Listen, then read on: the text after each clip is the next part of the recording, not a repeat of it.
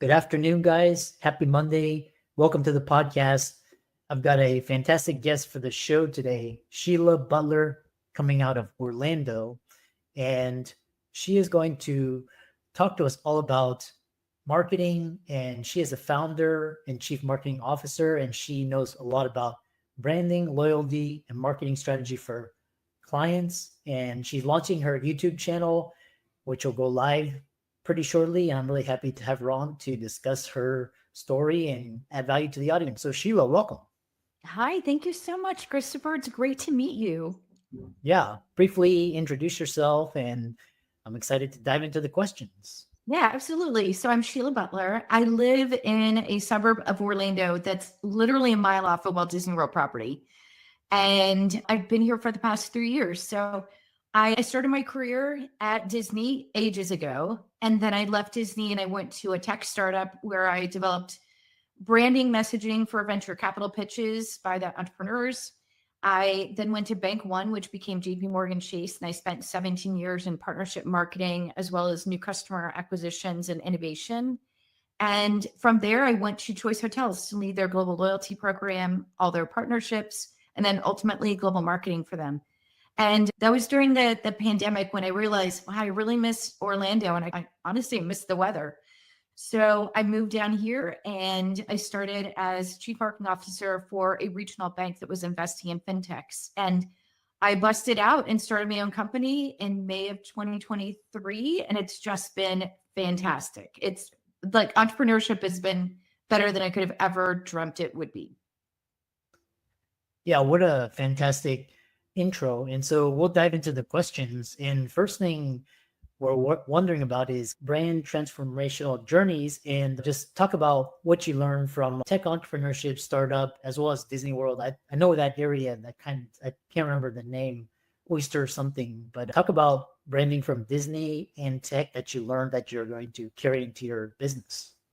So I was working in marketing at Disney after entertainment. And I was there just at the right time in the mid to late 90s, in which they were determining how to market each of the Disney parks in a very distinct way that would better communicate to potential guests why they should stay at Disney and go to all four of the theme parks.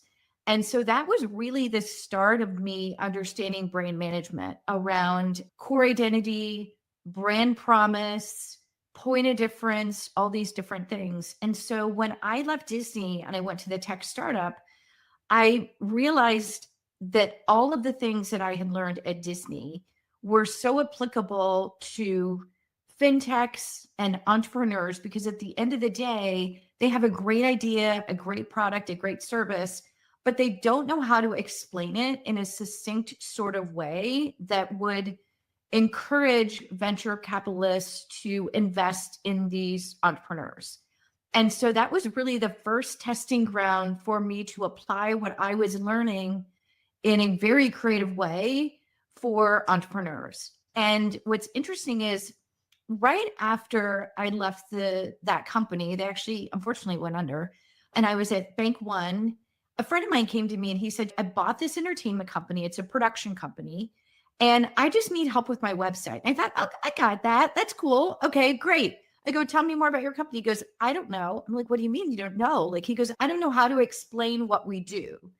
And it dawned on me that he needed branding work. He needed to create his competitive landscape. Like, what space did he want to occupy in the market relative to other entertainment production studios in the Orlando area? And then he needed to articulate what are the core equities? What does he do day in and day out? And how does it benefit potential clients? And then what are his core identities? What's the four things that he wants to be known for that become your brand pillars? What's the personality of the brand, right? How do you bring the personality to life in tone and voice and typography and colors and logo?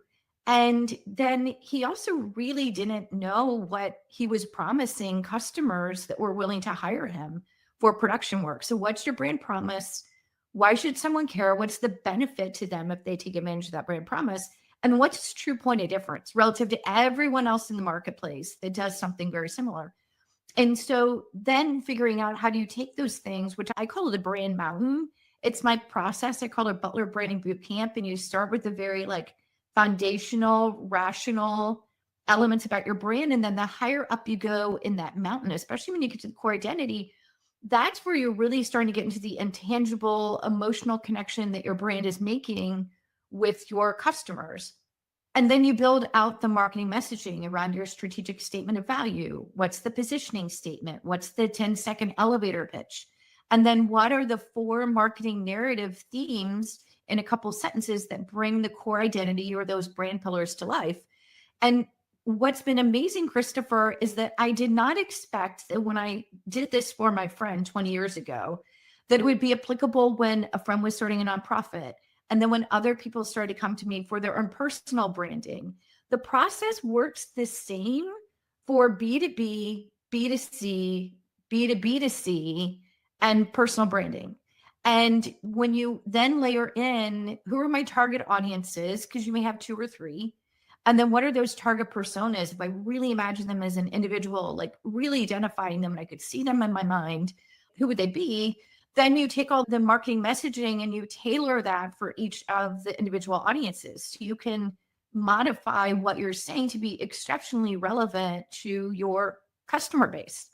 Yeah, and so what the other thing is that I want to touch upon is talking about is Disney is one of those kind of, it's been around when I was born in the 70s, and they're still around, and they've got all these fantastic loyalty. What have you found to be the most effective strategies for building and maintaining strong customer loyalty programs? And then I'm going to ask you about your differences in between the innovative tech sectors and these legacy brand companies.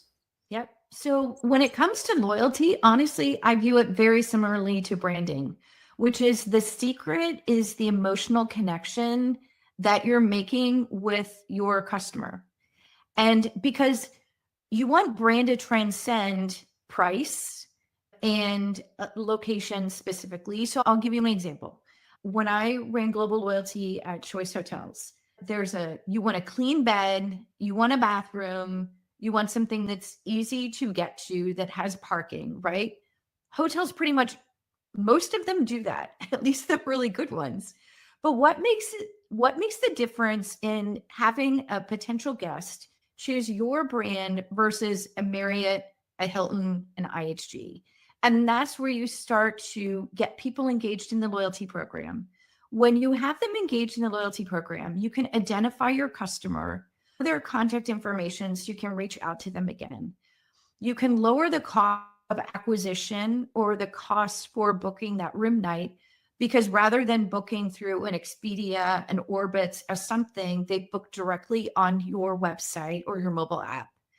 And you can start to build up this loyalty, this emotional connection through the perceived value of points, through free nights, through room upgrades, through room amenities, or an offer to use at the restaurant. All these different things start to layer into where you build this relationship, this one-on-one relationship with your customer. And that can be real tangible dollars to brands. Yeah, I really love how you describe that, and just the customer loyalty. And you're talking about this, the best companies allow, it's an emotional feel. It's how you feel about a brand. Like when we talk about Apple or Coke or Home Depot, all these brands have different associations. And so next question I have for you is, what was it like because you worked at a tech startup raising venture capital, and then their marketing and branding strategy is completely different than somebody like a JP Morgan or Disney. So talk about those differences. I tell you what, I was not prepared for the difference in coming from a very large entertainment company. We're talking like hundreds of thousands of people with multiple lines of business between TV and film and theme parks and cruise and all this, right? So I was so used to this giant pyramid of a company, and I'm towards the very bottom of it because there's so many employees. In fact, Disney World is, I believe to this day, the largest single site employer in the United States, with something like upwards of 60,000 cast members just in the Orlando area. And then I find myself at a tech startup that's been around for a few years, but they're still in like startup mode. And I'm maybe the 30th employee that they've hired. And ultimately, when they went under, there were probably 63 of us. And so I was used to being in this environment to where there are processes and procedures and training and a brand equity very much built up already, right? And then going to this company that has very few processes, that you're just scraping and doing everything that you need to do, because if you don't do it, no one will. And that was a very different experience. I also realized that I had a ton to learn about brand management, because even though I learned it at Disney, doing it yourself as the only expert in the entire company, I really had to, that's why I created the process. That's how I honed it with these entrepreneurs. And then my friend asking me to help him with this website. I really had to make it up as I was going along, because I didn't have the infrastructure of working in a marketing team of over 100 people like at Disney. And JP Morgan was very much the same way. I think that when I worked in the new customer and acquisition, marketing growth and innovation team, which is the world's longest department title ever, but we also called it a creative center of excellence. There were 100 of us. And I was one of two people working on investment decisioning to say, this is what I think the projected lifetime value is for a new card member over the span of 3 years. And working with the analysts to say, okay, if that's the projected lifetime value, then what are we willing to, on a quarterly basis, invest to get that one single card member? And so how much are we willing to invest in the product, the channel, and the tactic? How much are we willing to spend in an acquisition offer, be it either points or cash back, to acquire this person, recognizing that maybe I spend $500 to acquire them, but they're going to spend $4,000 over the next 3 years. And so honing that in a team of 100 people is, again, very different than going to a regional bank that's investing in fintechs in Orlando. And I'm one of two people working on marketing. So it's just been a really interesting and fun ride. And I've learned so much about marketing and myself with each role. Yeah, I love that. And it's really interesting to see just the startup versus the more established corporation. The next question I have for you is, because, branding, and a lot of people listening to the podcast, they're looking to reinvent their careers, career transitions, do other things, be influencers. So for those people looking for that, what advice can you offer on personal branding to transition successfully? Honestly, it's the same process. It's thinking about what's your competitive framework, right? What space do you want to occupy? Do you want to transition from one career to another? Do you want to go from a full-time gig to being a consultant, right? Whatever that transition is, what space do you want to play in? And then thinking about, what do I have to offer? What do I do really day in and day out? What are my superpowers? And then what's the type of work that I'm looking to attract? And then how do I sell what my skills are based upon the type of work, right? So when I started Butler Marketing Group, I stepped back and I thought, what I really want to do, like if someone could pay me money and I could pick and choose the types of clients and the types of projects that I want to work on, I realized it's around branding, either new products and companies or transforming businesses because they're at this inflection point. Maybe they've acquired another company, they're going through a merger, right? So that's all like branding and brand transformation work. But I also really love loyalty programs. I'm fascinated by how loyalty programs can motivate someone to do the things that company wants them to do. And again, it's not competing on price. There would be cheaper hotel rooms to select than maybe the choice hotel that you decided to stay at that night, but you're staying because you see value in the points and you see a future in visiting that brand again to redeem those points. I'm fascinated by marketing strategy and thinking about customer journey mapping, like what's the right message, the right time, and the right channel, the right order. and building out strategic roadmaps so that you've got a plan for your owned, earned, and paid marketing channels over the span of 6 months, 12 months. Thinking about content strategy and thought leadership and how does that show up for someone. And I love actually fractional chief marketing officer work. So parachuting in, becoming that chief marketing officer for limited number of hours a month or limited number of days a week a month, and then doing that until the company gets to where they need to be. Either they're ready to hire someone full time, or you've done your job, you've set the North Star, you've upskilled the team, you've taught them strategy, and now they can go and grow and they don't need you anymore. I love that. And so I think that thinking about your personal brand and what are the types of things you want to do, what do you do exceptionally well, and being super clear on what your brand promise is, what people get from buying into that promise, and your point of difference. And I'll share as an example. So my brand promise is that I create marketing that leaves a legacy for small, medium, and large companies at a fraction of the cost. And that encompasses branding and loyalty and fractional work and marketing strategy.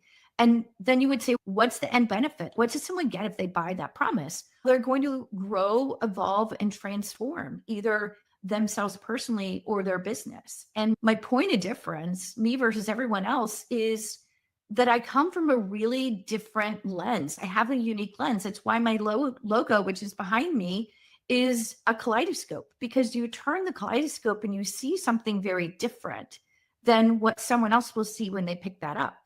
And that lens, that different point of view, comes from working in tech startup and with fintechs and big corporate America and financial services and hospitality and banking.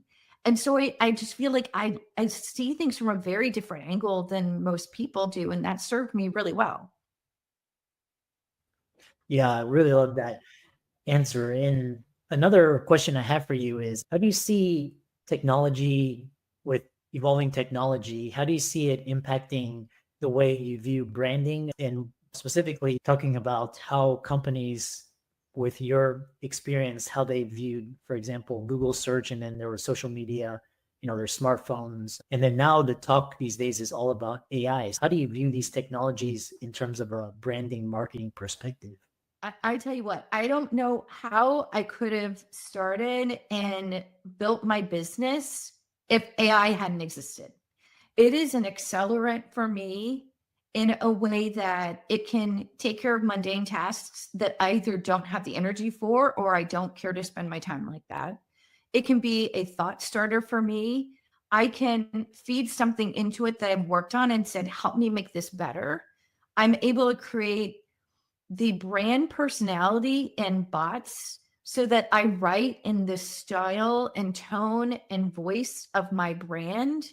And I can differentiate that from, this is my website. It's very pixie dust, sort of Disney-esque sort of language. But when I blog or when I'm writing, and it's very much matter of fact, like I'm talking with a neighbor over a fence in a very conversational sort of way. And so I'm able to build all these, and I can get so much more work done. It doesn't replace creativity. It doesn't replace the authenticity. You're not going to get that. At best, it's going to give you an average answer when you start. And then as you teach it, especially when you have these custom bots, the productivity increases tenfold, 20-fold. And so that's been a tremendous gift for me to get the work done for myself to establish my business. And I can't even imagine what it's going to be like in 1 month or 2 months from now. And to add on to that, I love asking this because I want to ask your opinion, is, for someone looking to market and brand themselves, promote their business, is it better to go on like a Joe Rogan, Dave Ramsey, Lex Friedman podcast versus go on TV and radio? Which would be better in your opinion? You know what? Honestly, there's no better in my mind. It's actually a matter of, who is your target audience? Where are they? And being in the places where they are, I think that in which, again, I've spent a lot of my career in, especially at Chase and then at Choice Hotels. Partnership marketing is all around finding brand collaboration, reaching new audiences by tapping into their audience and finding mutually beneficial elements of why you would partner together. So, depending upon where your audience is, if they're TV and radio, then yes, go there, right? Have ads on Spotify, have things on local TV if you're very much a local business. If you're something to where you're trying to reach the masses and you want to tap into a very large following, then do something like a Ramsey, a Rogan, right? It all goes back to, and you cannot replace strategy. Just like dive in and think that I'm just going to do this and it should work out. No, you have to be very thoughtful about your brand strategy, your marketing strategy, your marketing objectives, and your communication objectives, and build out the strategy from that. Here's my business objective and my goals. Here's my marketing objective and my communication objectives. And then the strategies that you're going to use and tactics to execute on those objectives. Yeah, the reason why I asked is because I read this article recently where basically the masses view mainstream media as adversarial, and they don't really trust it, and they feel like, so a lot of people are turning to like YouTube and podcasts. So that's why I wanted to get your particular slant. I really enjoyed this conversation. We have around 3 minutes left, and you talked about partnership marketing. And what is that? Describe that is, and how can people find you and reach out to you and work with you? Yeah, absolutely. So partnership marketing, it's really finding complementary brands where you can tap into your audience and partner with another company for their benefit as well to expand their audience, right? There's so many different creative ways that I see partner. Pop-Tarts bowl starting I guess in 2023.